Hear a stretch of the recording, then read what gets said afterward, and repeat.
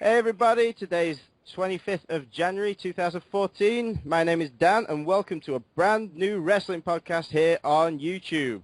I'm joined tonight by Jack. Woo! Raven.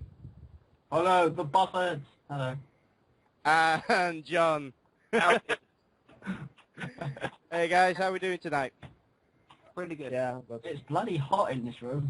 It's really hot. I forgot to open up a window before we started, so now I'm just going to fry. I know, it's hot in this room, yeah. Other than that, how about you? Brilliant. I'm not doing too bad. Not too bad. Busy day trying to get this sorted. This is the first one, ladies and gentlemen, the first one we're doing today. We could have so many problems, it could be unreal. Fingers crossed, touch wood, things won't happen that way. So, how's wrestling been this week, folks? It's been alright actually. I mean, we had massive return of the Batista, which happened on Monday, and that's been like prologuing for weeks. So we had that big thing on Raw, and SmackDown's been its usual self really. And obviously with the Rumble on Sunday, they've been hyping that really well. So it's been, I don't know, it's been about average, I'd say. Really, it's not been nothing spectacular, unless anyone else can think it's been spectacular. But I mean. Yeah, it's been a while. I mean, it's had its ups and its downs, unfortunately. But I thought Batista's return was what it was supposed to be. Obviously, he come out, Orton was there. He cuts a promo saying the titles are mine, and then he comes back later, and obviously, then he power bombed Dario. He didn't actually Batista bomb. He said it was, but he didn't actually sit down. So I don't really Yeah, let's talk about the Batista return first. Since we're going to go into Raw in a few minutes. I didn't think the Batista return was all that spectacular. It really was. To be honest. No, it wasn't. And I don't. He kind of like a version of The Rock as well, with like more tattoos to be sharp as well. Yeah. So, but yeah, it was. I didn't think it was going to be a lot better than what it was. I mean, obviously I knew he was just going to come out to a promo. I mean, there was no way he was actually going to be involved in any matches or anything. But the promo between him and Orton was quite short. It was quite to the point, you know. There was nothing like any old choke or any solution or anything thrown in there. So yeah, it was quite disappointing, to be honest. Yeah. But to be fair though, he's never really been that great at cutting good promos, to be fair. No, he hasn't. It's quite a good one for him, I guess. Yeah, it was very. You did bring up The Rock then, and I have to say the similarities between Batista and The Rock, in the way that they were acting, seemed very similar. The way Batista came in, did his whole thing on the ramp, came into the ring, did the four corners thing, which I don't remember him doing last time. Nah. And he comes in with his shades, with his loose shirt, all very Rock-like. I hadn't thought about that before, but now you mention it, that was very much a Rock entrance. Yeah. Whether they're trying to sort of like replace Batista or replace Rock with Batista in a way. I don't know, Batista's always been a person anyway. I mean, I don't know why. Apparently he's on a 2-year contract anyway. Now he's doing like every weekly pay-per-views and everything. He's not going to be basically Brock Lesnar. When he came back, he only did a free pay-per-view a year sort of thing. So he's going to be quite active, which is going to be quite good. Obviously, if you want a big return, you're going to want someone to be quite active anyway. We don't want to just be fucking crushing Clay every week, you know, or Fandango, you know. So it's quite strong return. And he's wearing very odd trousers as well. It looked like he was wearing skinny jeans, which looks a bit weird on. So I thought there's a funny meme on Facebook about him, AJ quoting on those trousers, which I was reminded about. But yeah, no, his return wasn't amazing. It wasn't amazing as good as I thought it'd be. But let's just ask the question now: are any of us happy with his return or not? Is anyone happy to see him, or do they not give a shit?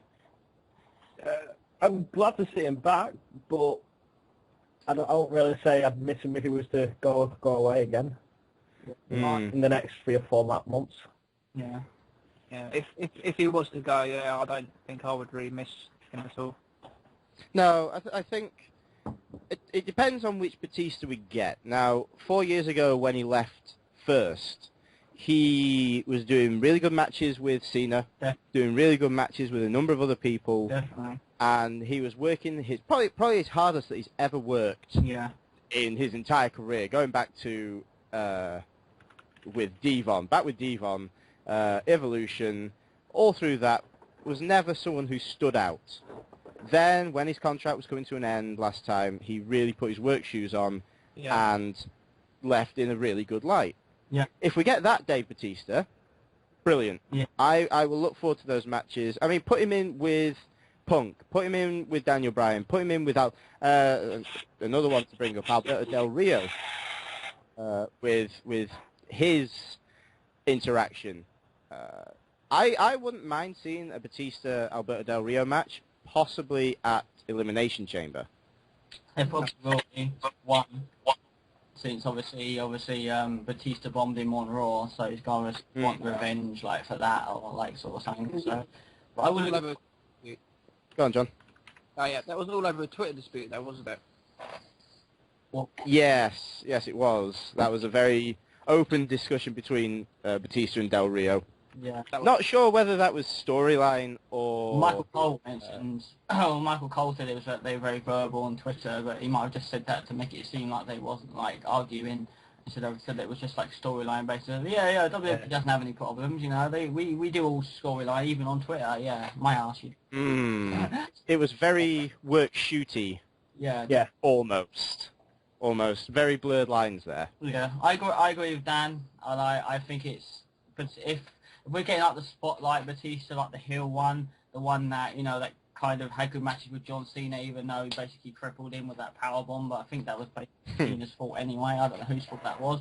But that Batista's good. The heel one is good. The face one has never been that so good, to be honest. If he wants to come back and be a massive heel, which he probably won't be, you know, because obviously powerbombing Torrio is going to get him over, because, you know, Torrio's a heel anyway, but it would be good to see if he changed that a little bit later, then that would be a little bit more, maybe I can, you know, maybe I can sort of give some feeling towards it, but right now I can't just give that much feeling towards it, to be honest, so there we go. No. I kind of see them going down the Elimination Chamber route, and having both either Batista and Del Rio in the chamber, or just Batista, and having Del Rio somehow screw him out of a title. I'm going to be brutally honest, I kind of forgot about Elimination Chamber. I only say that because of the opening promo with the opening bit with Orton and Batista and Triple H. Well, here's a question for you. Jumping way into the future, we'll bring it back in a minute. Elimination Chamber. Now we're only down to one title. We'll probably only see one Elimination Chamber. It seems natural. Yeah. Well, first question is, do we see the Elimination Chamber for the title? Or the contender spot. Yeah. Or the contender spot. Which one do we see more? I say title. I say title as well, because if you're going to put 6 people in a chamber and put their careers on the line, it can't be for a number 1 contender spot. It's got to be for the title. That's how you sell a match over, really. You know, it's like all the divas fighting over a spot over Total Divas. No one wants to see that, you know. So it's got to be for the title, really. Yeah. I think. All right then. Yeah, for the title, brilliant. All right then. In that case, who do we want to see in that chamber? We can already say. Well, it's possibly going to be Orton, Cena, Batista, Del Rio, and 2 others. Bryan, Punk, yeah. Daniel Bryan, possibly. Oh, Daniel Bryan would be good. It depends if his concussion's cleared up or not. But I think it has, but unless there's any other problems with his concussion, so like, just thought I'd mention that. If anyone could be one. I don't know, really. It's kind of hard to think. Mine's kind of going to blank. But I'm assuming they'll probably just stick a couple of main events in there, and probably a few mid-carders that might end up sticking, like Kofi Kingston. Yeah, Kofi Kingston. Yeah. They put RVD. That's a good show. I know he's not in WWE at the moment. I don't know if he's ever coming back to WWE RVD or not. I don't know what's going on with him. But well, there's something I'm going to talk about the Rumble with, because I wouldn't be surprised to see him come back as or at least one of the surprise entrants for the Rumble. That is one of my surprise guesses as well, actually, if he is one of them. But yeah, and I'll move on to that a bit later. But yeah, I used to think the chamber would just be filled probably with that half main event, half mid card. I should probably imagine, and I'm hoping it's for the titles. It normally has been, but obviously no matter who's in that chamber anyway. Obviously Orton was obviously going to go to WrestleMania. It's going to be obviously Orton and Cena, or Orton, Cena and Brock, or Orton, Cena, Batista and Brock, and it's the main event anyway for the titles. So I can't see Orton losing it at the Elimination Chamber. Yep. I mean, think about it. How many belts have actually changed hands in the Elimination Chamber on the pay-per-view? It's not very many, to be honest. I think it's changed once or twice, but it's not many people have taken the title from that match. So. Yeah, usually, if I remember rightly, it's been more the world title that gets changed. Yeah. And they keep whoever's got the title at Royal Rumble usually goes on to defend it at WrestleMania. Yeah. So we'll wait and see on that one. That one could be interesting to see how that works out over the coming weeks. All right, so let's get into Raw then. Kick off the show with Triple H and Steph in the ring, talking about welcoming everyone in, and talking about how they're bringing back Batista, talking about Evolution days when all of a sudden Orton comes out. Yeah. Right. We get Orton cutting a promo on Triple H and Steph. They come back at him about his loss last week to Kofi Kingston. And he throws a bit of a hissy fit, as he does. As he does, yeah.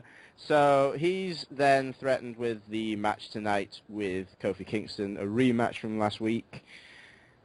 And we all get to watch the back of the arena because they installed a camera to watch the entrance. Watch the entrance of John Cena. And then we had Triple H basically saying, you're going to be a man and you're going to sort out these problems, what you did to Cena's dad and like what you're going to do and everything like that. So. It was a good promo. It was alright to start the show off with. Set the show up nicely. Yeah. I did have a little bit of a problem with Triple H and Stephanie just basically belittling their World Heavyweight Champion. Their WWE World Heavyweight Champion, I'm sorry. Yeah. And just sort of cutting the balls off the heel, pretty much. That's what it felt like to me. Yeah. Yeah. I don't know, I sort of done, but I think that's the idea, isn't it? They're trying to do the whole authority of kind of backing Orton, and Orton feels like he just needs to do anything, you know, like, oh yeah, I'm the face of the WWE, you know, and then like now, obviously they're doing things which is pissing Orton off, and Orton's like kind of retaliating, kind of going, you know, like, oh, you're supposed to protect me, what does your husband do when he puts me in a match with, you know, all that, so it's kind of, it's been good work really. I've liked the authority since they've managed to come into it, and they've been working it really well, I think, so. Yeah. Go on, Jack. I was going to say, that's the feeling I've got for the way Orton and the authority have been, just the same as what Raven said. Yay. Yeah. Raven!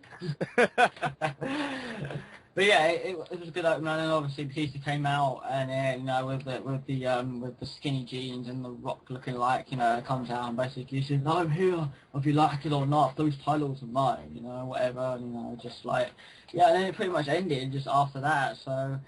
Yeah. We've pretty much got, Batista is now straight back in the title picture, straight back in the hunt. Yeah, pretty much. In the Royal Rumble. Yeah.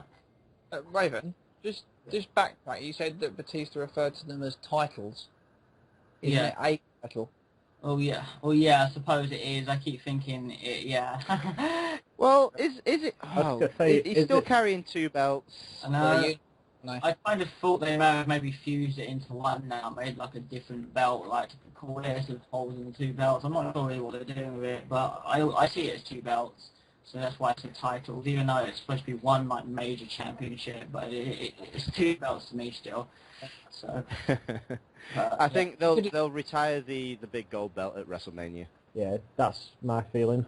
Because they've only just brought out the big W belt, haven't they? So when did that come out for the Rock's title? Yeah, had it. When he might Rumble, so they'll probably will retire it. Wow, wouldn't that be funny?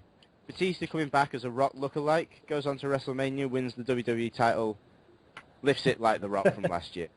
Oh, that would be horrendous. It would. I mean, I don't know. I think it's a strong feeling. I think Batista will pick up the title at some point. There's no way why they're going to have him come back. You know, just to basically not. You know, I mean, they put him in the Rumble, so he's probably going to be near the end anyway. He's probably going to be lucky number 27. You know, so he's probably going to win the Rumble anyway. He's going to go to WrestleMania. He probably is going to win. Sounds like he probably is going to win at WrestleMania. So that's just my guess. So, but yeah, I think it's a good chance he probably will. So from that point, we've set up the show. We get Orton and Kofi later on as the headliner of the show. They advertise a Brock Lesnar Big Show face-off for later in the program. And then we go to the first match of the night, which was a six-man tag with The Shield. Roman Reigns, Seth Rollins, and Dean Ambrose versus Biggie Langston and Cody Rhodes and Goldust. Good match. I thought it was a really good match. It was. I mean, ever since the Rhodes brothers have come back, they've been doing nothing but greatness, and they've been working well with the Shield and the Usos, and it finally feels like we've got a tag team division back, you know, a little bit now. We haven't really had a proper tag team division back since like 2001. We've not got it fully back yet, but it sort of feels like it's going on the right track a little bit, to be honest. So, Starting to focus on it again a bit better. Yeah, I mean, you look at the number of tag teams we've got at the moment. We've still got the Shield for how long that's going to last for.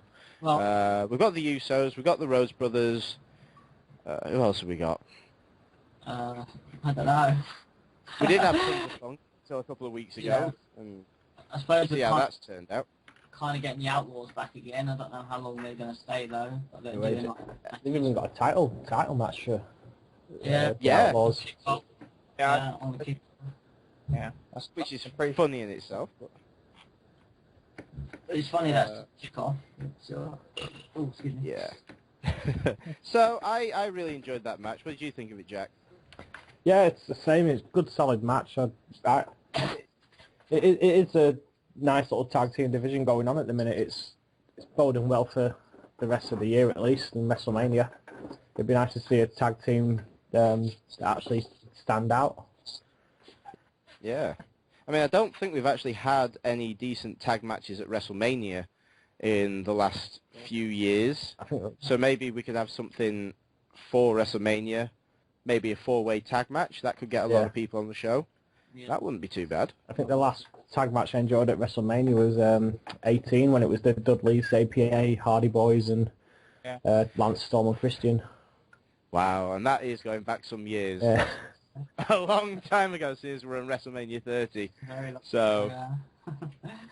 that was good. Actually, at one point that I really, really liked, it was in the finish of the match, where I think it was Roman Reigns was pinning someone. Cody Rhodes coming to break up the pin. He goes to the ropes, and I think it was Roman Reigns. Cody Rhodes goes to the top of the ropes, jumps off, and The Reigns Superman with a punch. huge punch. That Yeah. was so Yeah. phenomenal. Superman. That was an amazing spot. It really was, because Reigns can pull it off like so well, and he's pulled off a spear, like doing that like really well, and like beating people with that. He even beat Punk at Old School Raw with that. So like, yeah, I think It definitely. reminded me a bit of the old Shawn Michaels, Shetland Benjamin super kick, if anyone remembers that. Oh, that thing. That was amazing. Yeah. That was in the ladder match, wasn't it? Was it? It was on Raw, I remember that. Yeah.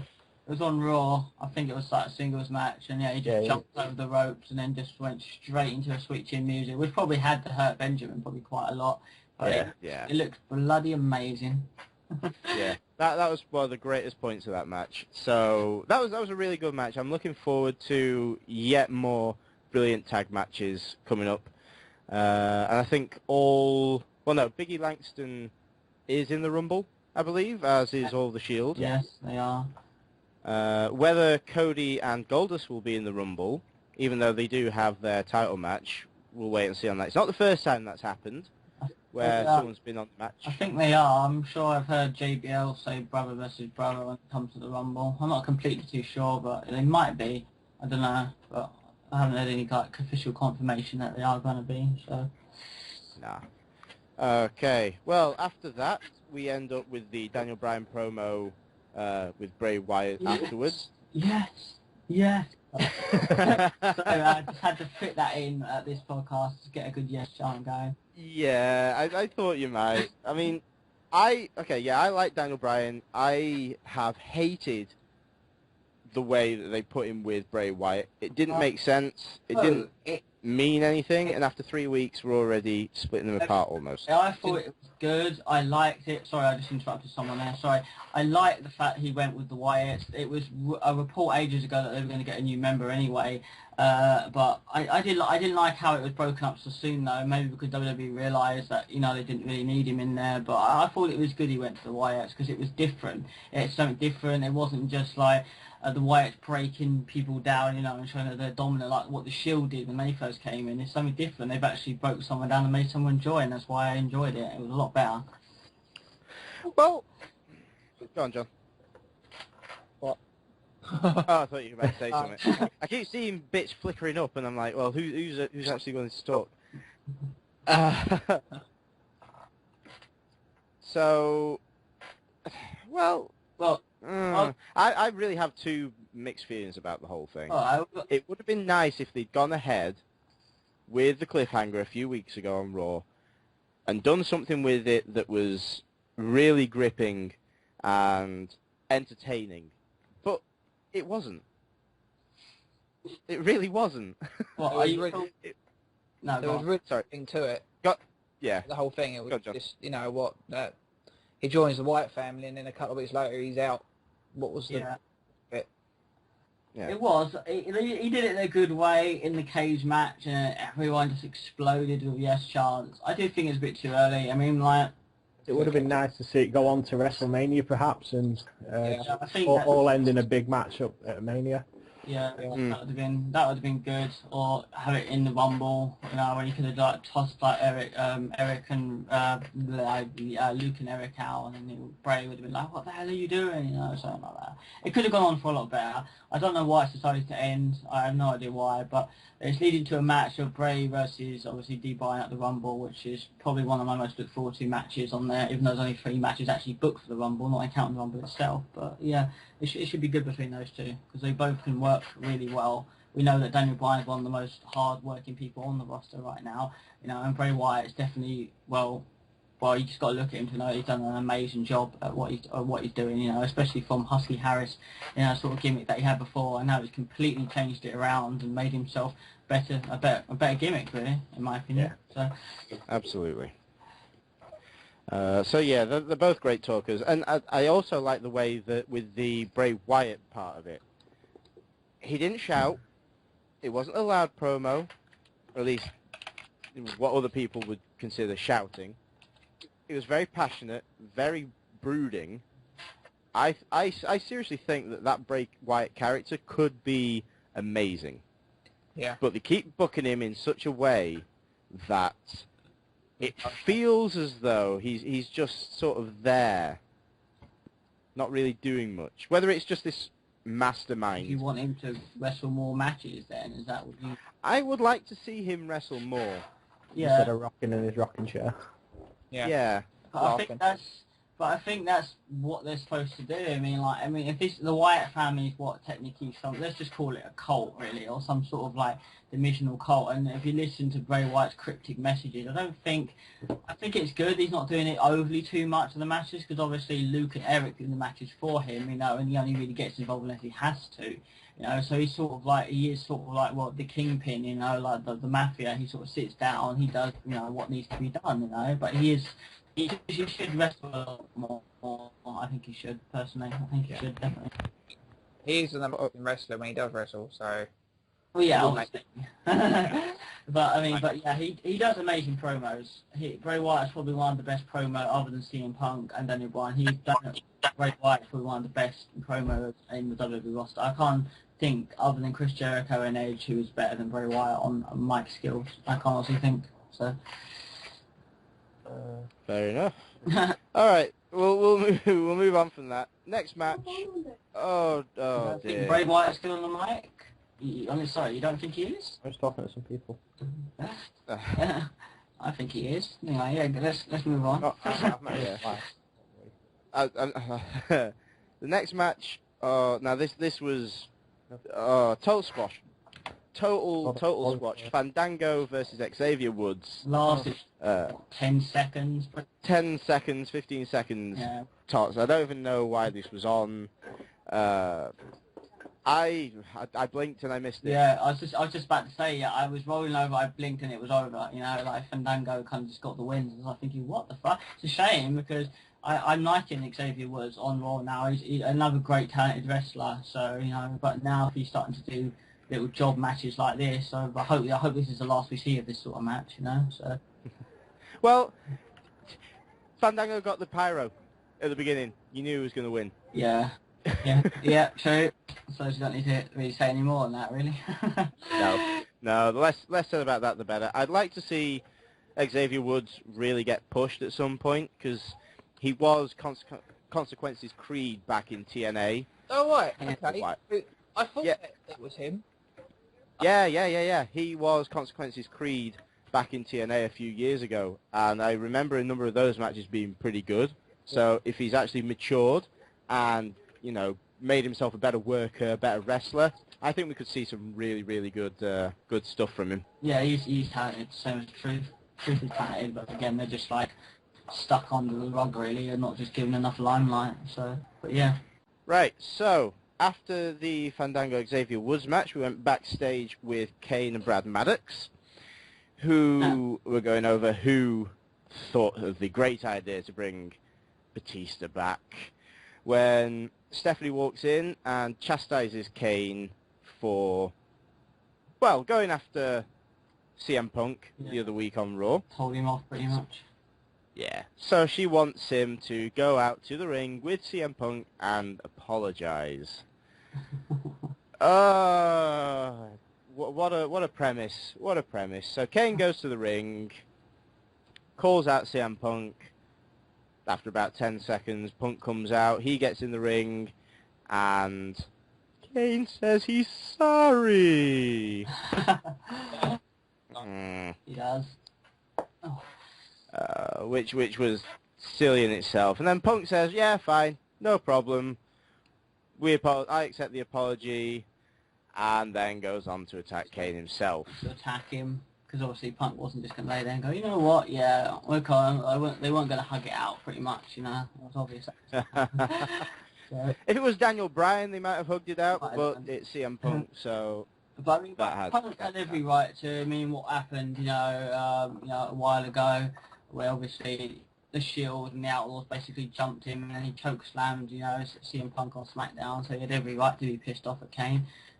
So I don't know whether this is leading to maybe because there's that rumour circling about, you know, the Authority maybe feuding with Punk or maybe Kane and Punk doing something. I don't know where this is leading to, but it's been quite insane to see.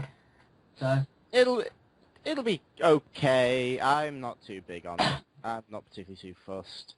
I don't know whether we'll see Triple H get involved, whether we'll see Brad Maddox get involved, you know, all these kinds of things with the Authority. It just seems a little bit ridiculous that they're getting involved with the wrestlers still, but hey, that's how it goes. Yeah, sure. Sort of reminds me of the corporation a little bit. But. Yeah, I'd rather they were just backstage or even just not necessarily being an Authority role, just be there. Yeah. Or be square. Or well, even just be ambassadors. Be like there to come out and if something goes wrong with the referees, be like, yeah, well, restart the match, or you know, like Vince does every so often. Yeah, very true. So. But yeah, once that all happened, Kane gets angry. Kane gets very angry. He rips off his jacket. Brad Maddox has to come out and sort things out. So he brings out the New Age Outlaws. Yay. Or the Old Age Outlaws, pretty much. Old Age Outlaws as they are these days. Yeah, Road Dogg still looks like Road Dogg, but Billy Gunn, where's that hairline going? Nobody knows. No one knows. So they do rock, paper, scissors, and we get the next match, which is CM Punk and Billy Gunn. It was an alright match. Alright, actually, yeah, it's quite an alright match, actually. They're not, Outlaws are doing actually quite well considering they've come back. They've not exactly been slopping. They've been doing really well. Yeah. They're showing themselves pretty good. I don't know about them either holding the title, but if they're going to work with the younger guys to bring their game up and make better tag teams out of them, I'm all for that. Yeah, same here. Yeah, that's probably why they've been brought in anyway. Yeah. Pretty much. So I'm happy with that. Probably the highlight of this match was when Punk was about to go for his usual dive over the ropes onto Billy Gunn, and then he just slides out the ring and jumps onto Road Dogg. I thought that was a good spot. I like that spot because it made sense after Road Dogg had been going after Billy Gunn, or after CM Punk, sorry, throughout the whole match. Yeah, it was good. So, yeah. Apart from that, it was a standard match, pretty much. Yeah, not going to get like main event material out of Billy Gunn and CM Punk, really, are you? So, but it was good for what it was worth. So.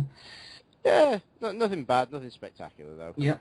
After that, we get the first of our Royal Rumble numbers packages and a Mae Young video package. Mm-hmm. God bless her. Yeah, that's too. It's going to be missed. Definitely. Absolutely. And then we get our next match, which was... It was a long match. It was Mysterio versus Alberto Del Rio. See, I'm just going to cut in here. I'm going to cut in here because I'm getting a bit of... This might go on a little bit, but I'm going to go for it anyway. I mean, a little bit of mixed reviews on each side. There's a lot of people that are not liking Del Rio at the moment. There's a lot of people not liking Rey Mysterio at the moment. And definitely saying that their matches together are pretty much like the toilet. I don't think that's true. I think Rey and Del Rio work fantastically with each other, and they did actually have quite a good match on Raw. So, but my opinion, to be honest, but I think they do work quite well. So, I don't know what you two think, but... John, your thoughts? I'm not... Yeah. There's his fault. He just sighs and carries on. I'm not really a fan of Del Rio in general, to be honest. Rey Mysterio, I'm not a fan of anymore.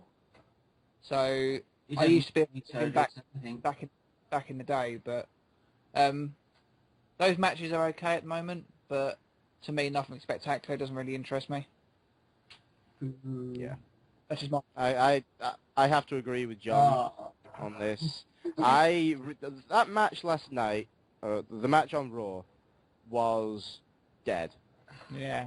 Nobody was cheering for it. The crowd sounded dead. I think it was matches. It was actually, to be honest, it was a Rey Mysterio match by numbers. Yeah. Not only because 619 is his finisher, but yeah. Well, actually, the only good thing is that Alberto Del Rio won, and he kicked out of that god-awful splash that he does off the top ropes. You know, when you've got a 5'6" guy falling onto you from about 6 foot, it's not going to do that much damage. Ironically, that move has beaten some of the best competition in WWE as well. I know, and that in itself has just annoyed me to high heaven anytime it's happened. So I don't care for Mysterio. Del Rio is cold at the moment. I didn't like it. No. And you know what made it worse? There was one thing that made it worse, and that's JBL on commentary. Oh. Well, you two don't like JBL on commentary, or just during that match? I don't like Cole on commentary. I don't like any... Well, I like King. That's about it. No, I don't. I like King, but I don't like King's commentary. It's just all he does is just full of lame jokes, and he doesn't know. I mean, respect to him. I know what of his heart attack and all, and his like mini heart attack he had like last year. I mean, he's a good guy, but I'm sorry, his commentary is just piss poor, and I'd rather listen to Josh Matthews, really, to be honest. Yeah, but all JBL is, this is great. This is great. Who are these guys in the ring? I don't care, because this is great. That is JBL. Yeah. JBL comes up with things that don't make any sense. Yeah. It's good to see him back, though, to be honest. It's good to see him, like, he might not be the best announcer ever, but at least he beats Booker T. I mean, like, no offense to Booker T, but that was just, like, I wanted him off the announcing table. But they're talking... I put them on par, I think. They're both as equally bad as each other. Apparently they're thinking of putting, like, Tenzai on NXT commentary, like, full time now, apparently, so that should be, yeah, that's been interesting. I've seen those pictures. Yeah, Go on. exactly. Yeah, moving on from that, yeah. Yeah, after that, we end up with the Big Show, Brock Lesnar. Or I should say, Brock Lesnar. And Big Show mimicking Paul Heyman was just fucking hilarious. That was funny. I enjoyed that. I did enjoy that. It was good. I mean, I'm not a massive fan of Big Show because I don't think they know what they want to do with him. It's like 1 minute heel, face. It's just like... To be fair. Go on, John. He's a big joke, to be fair. They've turned him into a character that's, you know, like a clumsy giant. That's, yeah. Yeah. I don't know, I preferred Big Show, you know, when I met 10 years ago. Yeah, but I like the promo on Raw. It's simple stuff, and obviously Lesnar again tried to attack him, and he fell over a monitor. Well, we think so. When he threw him out the ring, it looked like he did fall over the monitor behind his feet, but because he did throw it, so I think he did strip over the monitor. But they're doing this really well. This match I'm actually looking forward to. I was hating it at first, but it's probably will be going to be a good match. Lesnar's obviously going to win it. But they played this out so well back then when they did in 2003 when Paul Heyman betrayed Lesnar, Big Show won the title. So yeah, but I think they've been doing this really well, to be honest, in my eyes. Yeah, they're doing really well. I actually went back a few weeks ago and re-watched Survivor Series and Armageddon, the two matches where it was Big Show versus Brock Lesnar. Yeah. And they were so bad. They were horrendous. In fact, I think the Armageddon match lasted about 12 minutes, and the only thing that was there for was for both of them to hit the finishers, and then Kurt Angle, they were waiting for Kurt Angle to run to the ring. That was what the whole story was for the Armageddon match. And it was so slow and lumbering and so bad. I really do hope that they are older, wiser, and hopefully a lot more appreciative of each other, especially in the ring, and they can pull something out that will be a hell of a lot better than what we had at Survivor Series. I definitely think it will be. I definitely think what will hit Big Show, throwing Lesnar, I got goosebumps when, Lesnar went into the ring and they squared up, and just thinking what they can do to each other at the Royal Rumble. It might end on a good note, We're probably just going to see, Lesnar pick up Big Show and then the commentators go, oh my God, this has never happened before, and then you just obviously, Lesnar get the win. But, yeah, I think it should be good. I think it should be a lot better. I think already it's been written a lot better, so hopefully who's ever been writing the match for the Rumble 2014, then it should be alright. Yeah. It's two guys wanting a fight. Yeah, exactly. How much more simple can you get? Yeah, exactly. So I'm happy with that. We'll see where that goes. Actually, that view as the segment was finishing of the chair and the monitor in the ring, it's like if that's what Lesnar is going to do to an inanimate object, I'm looking forward to seeing what he's going to do to Big Show. Yeah, I mean, it might even get made no DQ. It would be nice if it was made no DQ. I mean, I doubt it, but it would be nice to see. I've been saying since the start, they need a no DQ match, really. Even though they wouldn't use a lot of weapons, but just a couple of chairs would be quite good. Why not then? Just have a normal match. Let it get to the point where they can't get contained in the ring. Let's have it finish with a DQ. I'll put this out there. I am not a fan of DQ finishes on a pay-per-view. No. But with this, with two big, strong guys, two awesome spectacles in the ring, going at each other, one after the other, chairs, tables, weapons, whatever, let's let it finish on a DQ. Let's let it so that maybe the next one at Elimination Chamber, or if it manages to go to, I don't think it'll go to the Rumble, WrestleMania, but yeah, it will go to the Rumble. It's happening already. But if it goes to Elimination Chamber and we get a no DQ or a hardcore or some kind of match like that, let it finish there. I don't think it's going to go to the Chamber because I have a strange feeling that maybe Brock Lesnar might be in the Chamber. So, it's a good chance he might be. So, I don't know, maybe. I mean, obviously they're working a big show, Lesnar feud. So obviously it's not just going to end like after the first match. But I mean, I think chances are if Lesnar's going after the titles and titles on the line, then he might be in the chamber. There's a very small chance that he might be. So I just thought. All right. Okay. Well, we'll see how that one goes. Next match after that was the Divas match. Moving on. Moving on. The Divas division needs a serious overhaul. It really does. Yeah. Well, let's just say... go on. You got probably one decent diva there, and that's AJ. That's it. Yeah. They need to bring over from NXT. Go on. Yeah, they do. They need to bring a number of the NXT girls up, because some of them are really good. Hashtag we want Paige. Let's get that done. Yeah. Who's the girl that they're using? Emma. Yeah. So Emma in the crowd. Yeah. I think she might be the next one to come up. Yeah, probably. That'd be quite cool. But one thing before we move on a little bit, obviously AJ he's broken the record for the longest Divas title now holder. I think at least if you're going to break a record like that, I'm glad it went to some talented wrestler, not just like a Bella twin or something, because that would have been a bit insulting. So yeah.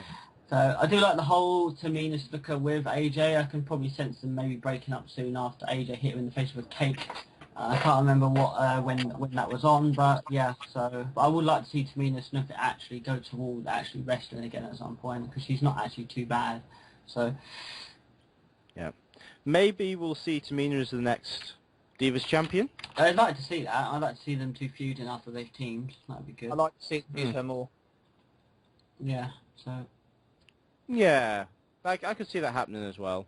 I think, well, now she's got the record, we'll see where that goes. Yeah. To be honest, I think we've spoken longer here about the Divas match than the Divas match went itself. Yeah. So, moving on to the next segment. If you want to go with that one, Raven. The next segment? What was the next one? After the Divas one. I think we went... it was Cena one. Yeah. Arriving in the building, yeah. My notes aren't like completely detailed, yeah. So yeah, we have the main event, which is Cena and Orton. It's Cena and Kofi. It's Randy Orton and Kofi Kingston as a rematch, because obviously Kofi got a win over him last week, and obviously the camera's still outside at the back, waiting for John Cena, because obviously Orton punched Cena's father due to losing to Kofi Kingston. Again, there's a report going around that he's going to get a gimmick change apparently, but I can't really believe that. So they have quite a good match. Now, I don't mind Kingston and Orton. They have worked some good matches in the past, and they continue to have. I've always thought of two good, talented people working together there. Orton's semi-talented, and we know Kofi's quite talented. So they have a pretty short match, and then Cena comes down and basically... Well, yeah, they take it through the crowd, they take it outside, and Orton gets away in a car, which JBL makes it clear that he stole it. Even though you can see him getting in the passenger seat. But he still says he stole it. So, he's an accomplice.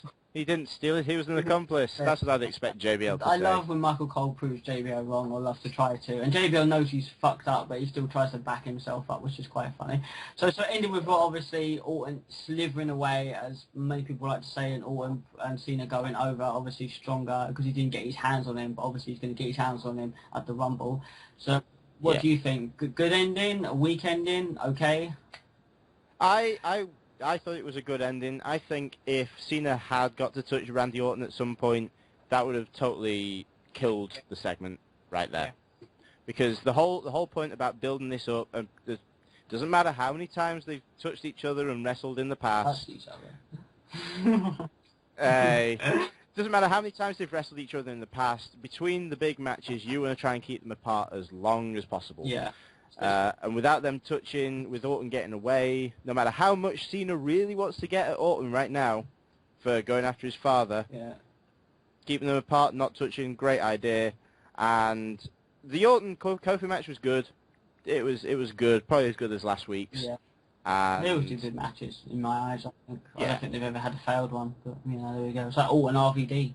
They do some good matches as well. I might like to add, before we move on to SmackDown, and John's thoughts and what he thought was a good ending. Orton attacking Cena. Cena's dad really is a terrible actor.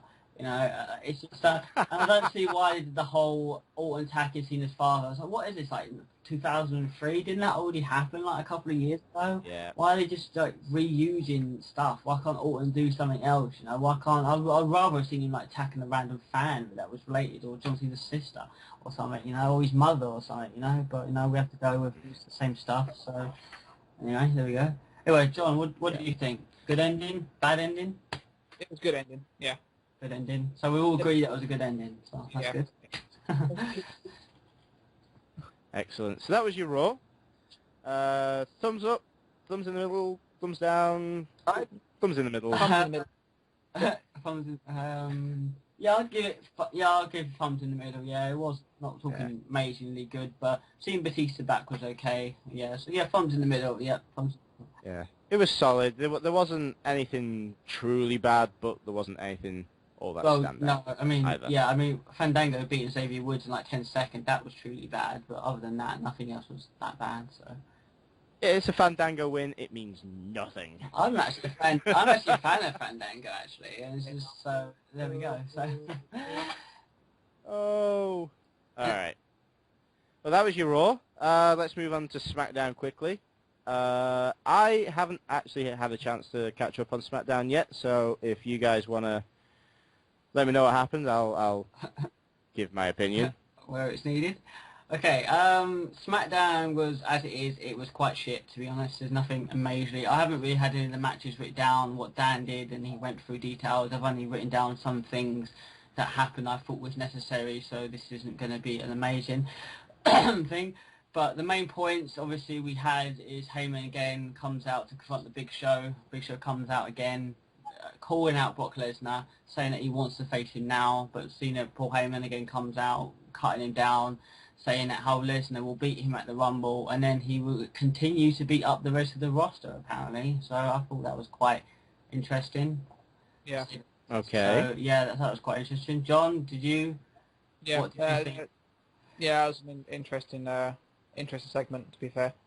It was, and then a few matches go on, and then obviously we get set for Miz and Brodus Clay. First time seeing Brodus Clay in actually a while, actually, and I don't think anyone really gives a thing about him. And then obviously we have the huge podium go up, and I've got some bad news for you. You know, Bad News Barrett come out, and I have to say I don't like this gimmick. I didn't like this gimmick. I still don't. But during this match, he openly said to people that this match was going to suck. And he got everyone to shout Miz was awful, and through the match he kept saying, you know, like, this is awful, you know, look at you, Miz, you're putting people to sleep and stuff. So, and then Miz went up to the podium. Wow. But so, yeah, it was actually quite good to see Bad News Barrett do something useful. So what do you two think of Bad News Barrett? I mean, do you like it or do you hate it as well? I hate the gimmick. You hate the gimmick. What about you, Dan? Honestly, what is the end point? Yeah. The end point. You know, you're just about to say something, John. I don't know if it's the same sort of thing, but where is this gimmick supposed to be leading to? That's pretty much what I was going to say. Yeah, it's a waste. To be fair, it's a waste of talent. It's a waste of time. I think match in ages. He hasn't. No, I think it's just an excuse to say Bad News Barrett, you know, because he's got Barrett, and I don't think it's really supposed to lead anywhere. I mean, he's just supposed to give bad news and just kind of do it in a kind of ridiculous sort of thing, like how he stole the Christmas. It's like how he stole the Christmas money and that. It's like, what? If that is truly the case, then Wade himself is getting a decent paycheck for not doing anything, because quite frankly he can talk as much as he wants as long as he's not taking bumps. It's good. I'm sure his health's going to be good brilliant. Promo, anyway. But he's a really, really good talker. I'm surprised that they haven't actually done something with him and Regal at some point. Yeah. I know they had a match when they came over last year, Yeah. I believe. Yeah. But having them tagging up possibly at some point would be an interesting idea. Yeah. I went to Raw a few years ago. They did actually do a dark match when it was Regal and Barrett teamed up to face like some other team, and that was just gorgeous to any like UK fan, pretty much. So we move on from that, and we see halfway through the show the Shield cut a promo, basically backstage saying that they're going to be in the Rumble you know, and they're going to turn heads, and they've got a bit to say about the Shield winning the Rumble.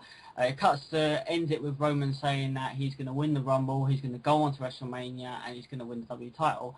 While he's doing that, you can see Dean with his head down, looking at him a weird look. He's giving him a weird look as he's saying this. Seth's smiling, he's giving him a smile. Dean's looking at him weird after it, and then they basically pull the camera down.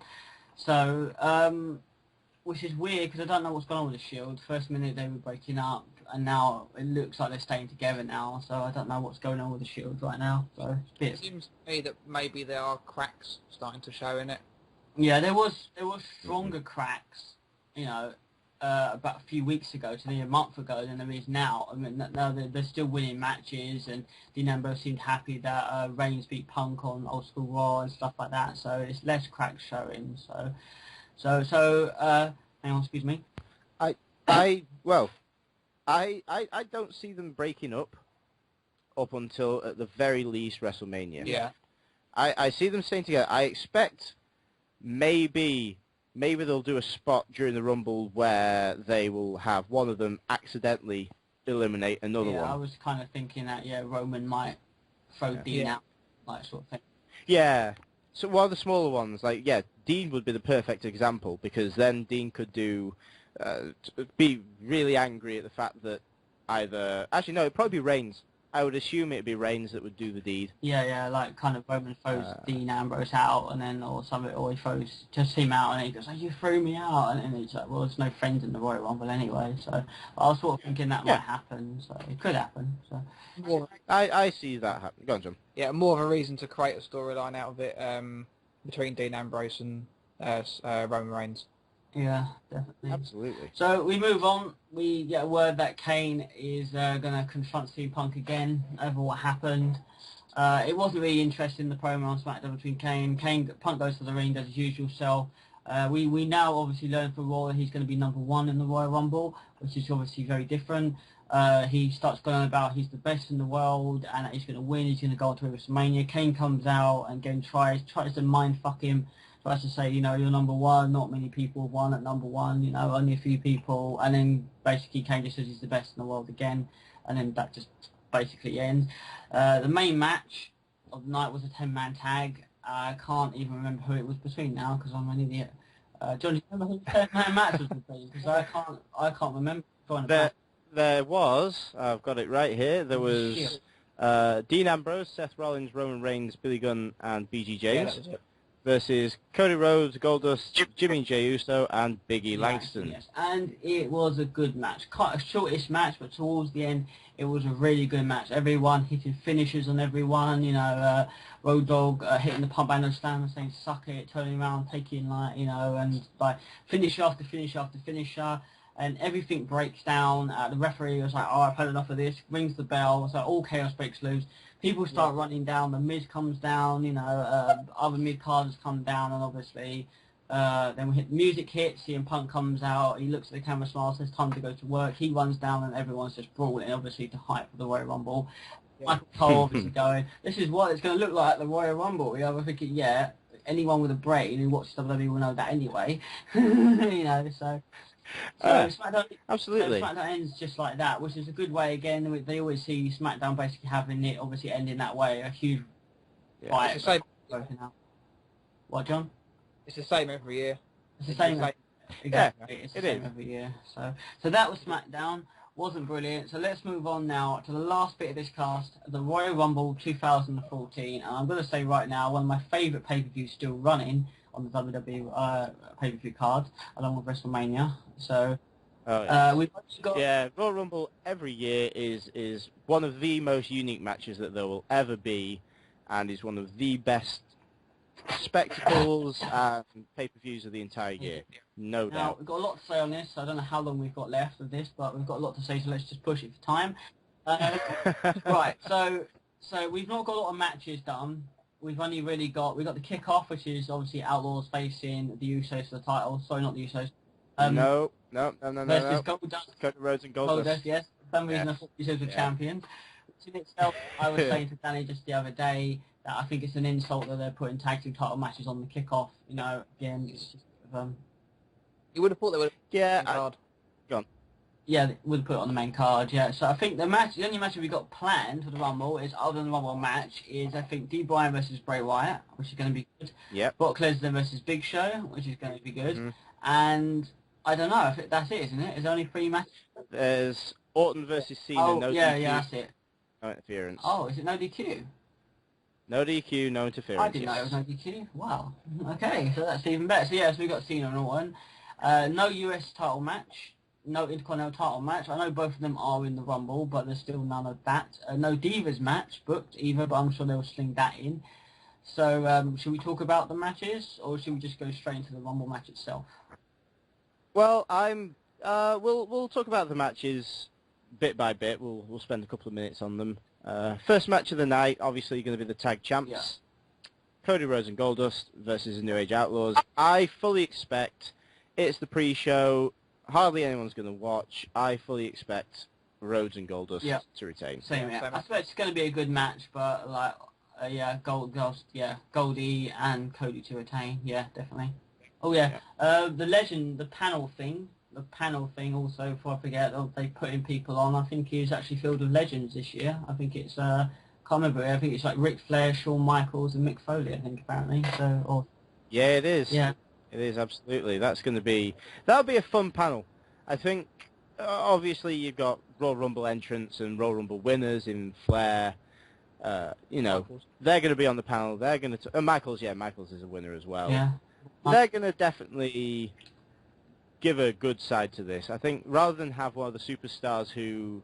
Well, actually, if all the superstars are going to be in the Rumble, what would be the point of having them on the panel? Yeah, exactly. I know it's Flair and HBK. I don't know if the other one is Mick Foley. I think it is. I'm not completely... It is Foley. It's Foley. Yeah. Okay, cool. Because I thought I read on his Facebook that he had given up with working for WWE, but he keeps drawing him back, so that's a bit weird. So. Yeah, so they're definitely going to have the good insight on it. So I'm assuming next match will be, D. Bryan versus Daniel Daniel Bryan versus Bray Wyatt. I know it's hard to say. Hard to say pretty quickly. It's a bit tongue-tying, yeah. This will be a fun match. I expect there to obviously be Luke Harper and... Oh, definitely. I forget his name already. Eric Rowan. Eric Rowan, the other guy. Yeah. The other not-so-good guy. They'll be at ringside. I fully expect Daniel Bryan to win this. Yeah, so do I. But a little bit of me was thinking that match might have ended in DQ, of obviously the two henchmen getting involved. And a little bit also thinking that maybe Bray Wyatt would win on pay-per-view, maybe to send a stronger message in the storyline. But it could go either way. I can't put a prediction. I can't say who's going to win because I think it could go either way, to be honest, with this one. But I think it will be the best match of the night, to be honest with you. Yeah. It depends if they want to let it go another month.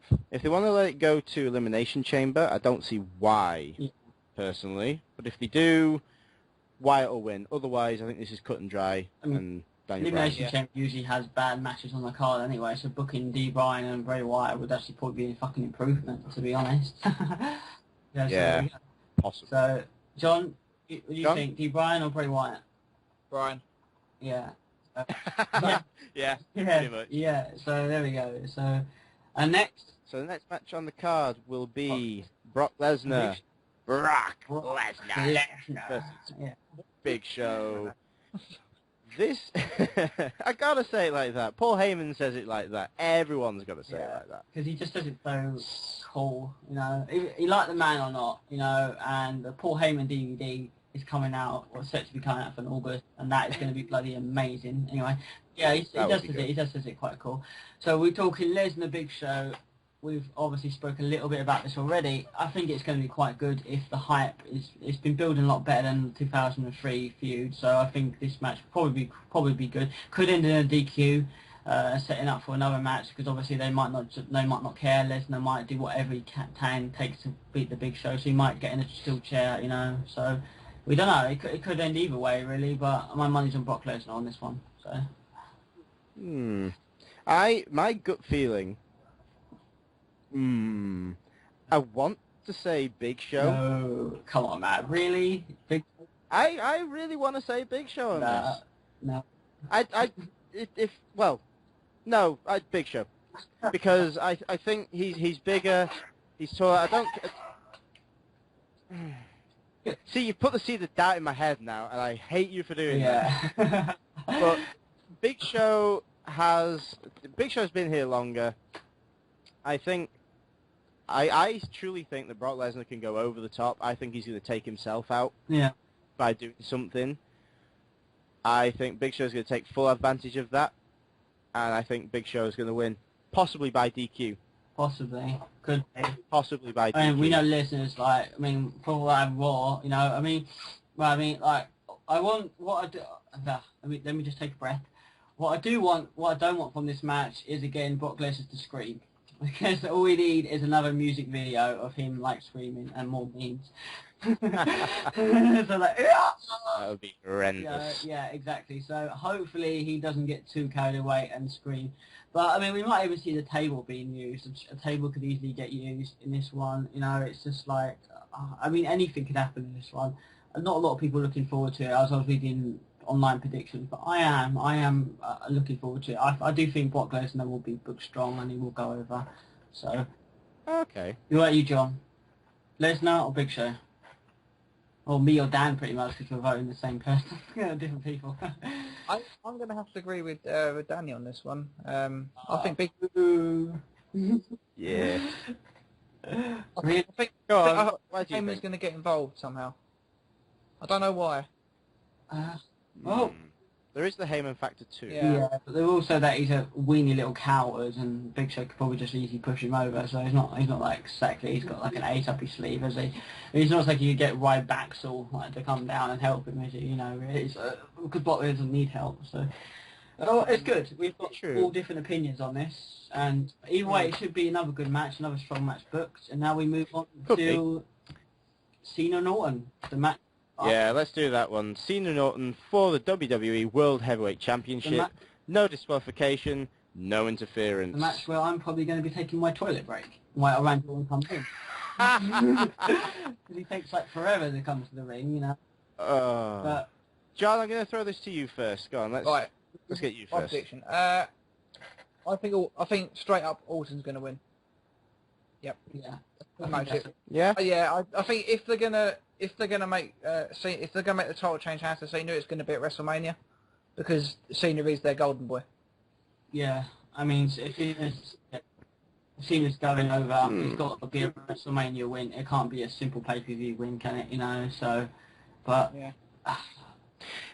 If Cena doesn't win here, if Orton gets the win, and we see the WWE World Heavyweight title shot in an Elimination Chamber, and Cena wins it there, could that happen?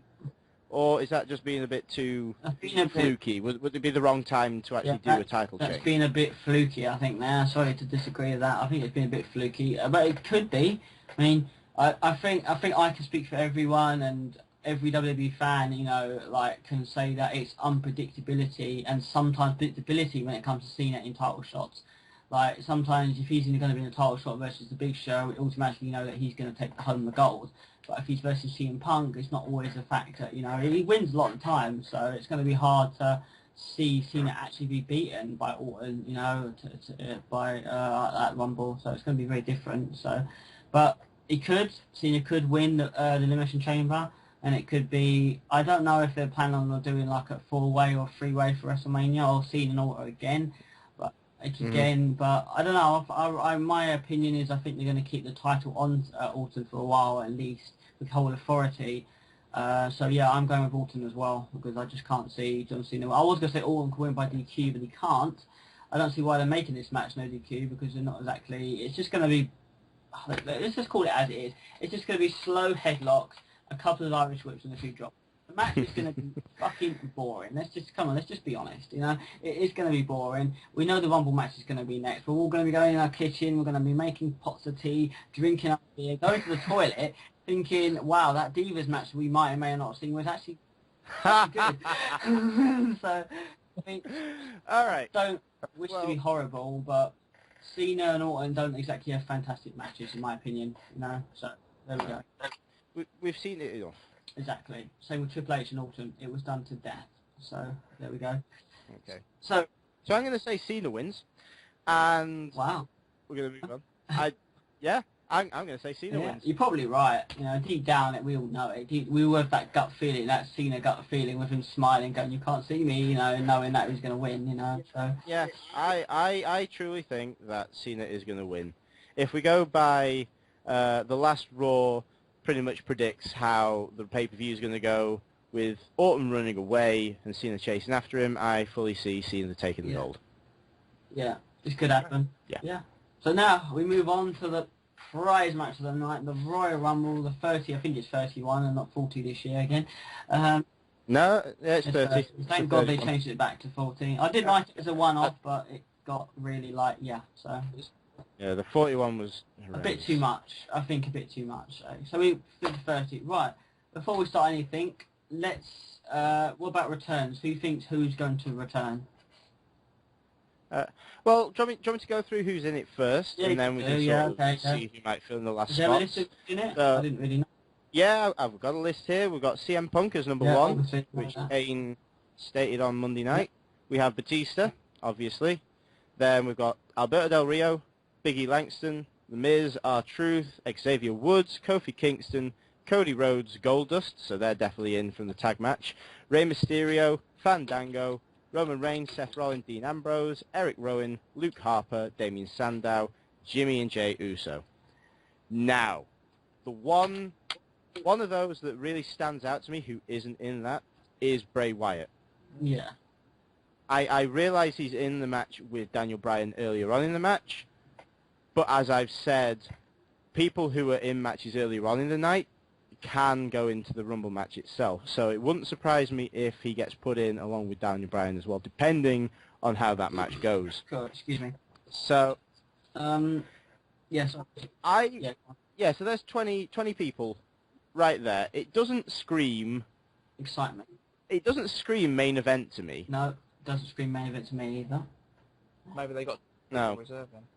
Oh. Yeah, but can I just say one thing about that Daniel Bryan and Bray Wyatt being in it? Daniel Bryan did actually sustain a concussion 2 weeks ago, and apparently, according to sources, if you believe in all that, apparently Triple H doesn't want Daniel Bryan anywhere near a Royal Rumble match. But according to him, he actually is going to be in the Royal Rumble match. So I think it's a bit of no one really knows at this time. So yeah, I just thought I'd just point that out. So it would be good if he was in it and did eliminate Bray Wyatt. So that would be like pretty interesting to see. It's like the Shield. The Shield obviously going to work together, and obviously I think maybe Reigns is going to accidentally maybe spear, or get a Dean Ambrose out, which obviously be quite interesting to see. So yeah. So out of those 20 names, who do we expect to see go for WrestleMania for the title? Batista. John? Batista. Yeah. They've hyped it so much. Yeah. Just what I think. It's not who I want in it, but I mean, who do you want to win? Punk. All right. Who? Punk would be nice. Purely because he's the first entrance, and I want to see if he can do what Shawn Michaels did. You want to see him go the distance? Yeah. Maybe. I would, as an outsider, I want to see Dean Ambrose win. I would love to see someone like Dean Ambrose win the Rumble. It would be interesting to see someone completely random win it. Yeah. Have that Godfather, just for the fuck of it. But screw it. Let's let Damien Sandow win the Rumble. Why isn't he? Why not? Isn't he actually in the Rumble? Actually, to be honest, is he in the Rumble? He's in the Rumble. He's in the Rumble. Let's let Damien Sandow. Royal Rumble for Damien Sandow. There we go. Hashtag Sandow to win. Yeah. So, I am a huge Sandow fan anyway, so I wouldn't be surprised if he won it. Well, he's not obviously going to win it, but still. Yeah, I think Batista, because there's no way he'd be coming back to sign a 2-year contract and to say he's going for the titles if he's not. They need to find some way to get him in the title shot with him physically owning it, and him winning the Rumble is the best way to do it. So it's a bit of a no-brainer, really, to be honest. Not to insult anyone here, but it's a little bit obvious that Batista's going to win it. What I'd like to see win it is, I agree with John, CM Punk. I would like to see CM Punk win. Has CM Punk ever won a Royal Rumble, actually? Don't believe you. No. I think he has. I mean, sure. I want to say no. Yeah, I want to say no as well. I think he hasn't, has he? To Michelle, was he No. on the Raw? No, I don't think he has. No. So obviously, this odds are stacked against him being number one. And we obviously, if you listen to the All About Numbers talk, you know that 27 is the most winners you can get from the Royal Rumble. So Yeah. Batista's 27, isn't he? yeah, yeah. Batista will be 27. That's what I said to Michelle. Batista probably will be 27. You think he's going to be 27? Maybe he's going to be at least probably over. I don't know, 20, 15, ranging between that. I think he's going to get probably somewhere midway. He'll get 15 to 20, I think. Yeah, maybe 15 to 20 sounds like a good number. I think. Yeah. So should we talk returns? Who we think may or may not come back? Sheamus. Sheamus definitely. Saying it right now, I fully expect Sheamus to come back. Yeah, he'll be returned. I wouldn't be surprised if he was number one, or not number one, number two, or number three. Yeah, Sheamus definitely will be a return. RVD could be one at some point because he's obviously still contracted and we haven't seen him for fucking months. I'm throwing a little bit of a curveball here. Maybe Evan Bourne might be one. He's been tweeting a lot on Twitter and showed a photo of himself like he's ready now apparently. But Vince McMahon apparently doesn't really want him around like that much anymore. But Evan Bourne could be possibly one. Anyone else? Anyone else? Oh, radio. Oh, yeah. Yeah, Zack Ryder will be in. I fully expect that. Chances are, could sling Santino Marella in there because Santino is going to be in as a bit of a joke one. Absolutely. He was eliminated like literally 1 second last year, so let's see it happen again. Go on, John. Didn't Santino have surgery recently? I think he did. He did. But he came back a few weeks ago. He has been wrestling, yeah. I'm sure he's been on Main Event or on NXT, I'm sure, yeah. Do any of you actually watch Main Event at all? No. I do. I do watch Main Event. It only has like 3 matches, but it's not the most amazing thing. We're not exactly going to cover it in this podcast, but it's not too bad actually. So just want to point that out. So, anyone else? Is there really anyone else? I don't think there is there? Surprises, maybe? I mean, obviously they're going to get some legends. They're obviously going to get some legends. I wouldn't be surprised if they get the same recycled old legends. They get maybe Slaughter or Gypsy Fly or Piper, the same bullshit legends as they got them on speed dial. Yeah, Raw, yeah, I'm coming, cool, thank you. So it was great to see The Godfather last year, and I'm sure there was a few more surprises other than Chris Jericho. I don't think Chris Jericho is going to return this year. Everyone thinks he is, but I don't think he is. I think he will. I think he'll make a quick appearance. I don't think he's returning. Yeah. I don't think he's returning, but I think he'll make an appearance. I don't know. I think that was his big deal last year, and he's not going to do it again this year. It'd be nice to see him, even if it was just to come in and Jared troll us all again. It would be nice, but no, I don't think he's going to be involved. I can't think anyone else. Maybe as you like to see. Mick Foley, seeing as he's on the panel for the. Yeah, it's possible. Just always just say I'm in this and just run down from the podium into the ring. Yeah, we did enter the Royal Rumble 3 times in 3 different personalities one year. I can't remember what year that was. Yeah, 98. Yeah. So, anyone else? You two? You would prefer? I can't think of anyone else, to be quite honest. I don't know. In terms of legends. No, I can't think of anyone that I particularly really want to see. Let's have the Bushwhackers. Yeah. That'd be pretty cool. I think one of them's mentally ill now or injured or something now. I'm not completely too sure now. I'm sure I have someone correct me on that one, but I know they're not mentally ill or something. I don't know. Bushwhackers. Maybe one. All right. I could go on, John. I could go out on a limb here and say maybe Matt Hardy, seeing as he's not signed to TNA anymore. Same because he's heard about Sting a little bit. No Sting, no. That will be a conversation for another time actually, because I've got a lot to say about that as well. So yeah, no Matt Hardy. No, it would be nice, but I don't think I can see it. I mean, we all know when it comes to the Rumble, WWE phone up so many people. They phone legends, they phone people that are injured. They say, we want you here, we want you there, we want you bloody everywhere. So here's one for you. Hogan's in the Rumble. And on that note, And on that note, I think we're good. I think we're good for tonight. yeah, I think we're good. Yeah, rumours actually Hogan actually is maybe returning to WWE. Actually, if you read any sort of spoiler sites or news sites, apparently. So yeah, yeah. So I think we're good. I think we're honestly good. We've said everything we need to say. So yeah. Yeah. John, Hogan's coming back. Yeah, he is. Oh, he's in the Rumble. Yay! Enjoy it. Come on, brother. Is that serious? Yeah. So yeah, it's been fantastic. It's a shame we had Jack drop, leave us, but it's been a good discussion tonight, I think. So. Yeah. Thank you everyone for listening.